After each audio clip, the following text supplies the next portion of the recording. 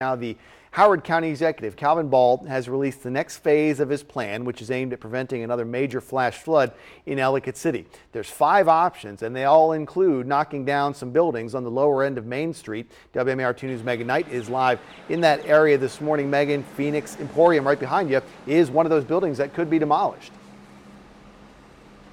Yeah, Christian, and it is so well known down here in Old Ellicott City. In fact, the owner, Mark Hemmis, says that they're getting ready to celebrate their 40th anniversary this July. Unfortunately, though, their time in this particular spot here on Lower Main Street may be coming to an end because it is one of several buildings that is expected to be demolished as Howard County is working towards preventing the kind of catastrophic floods that we saw back in 2016 and then just last year in May of 2018. County Executive Calvin Ball releasing the second phase of his Safe and Sound project for Old Ellicott City yesterday.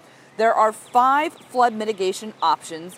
Each of those options would knock down between 4 to 6 buildings on the lower end of Main Street that could cost anywhere from $63 million to $175 million. And each project would take about 4 to 7 years to complete.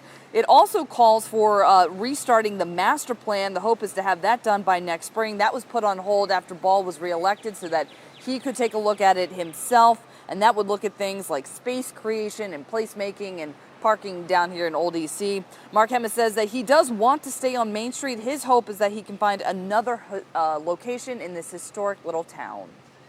Our goal is to bring visitors to Ellicott City and to Howard County, but we've got to keep them safe to do that. We're moving with a sense of urgency and with a sense of careful purpose on all of these projects because I know that the decisions made today will have lasting impacts for tomorrow.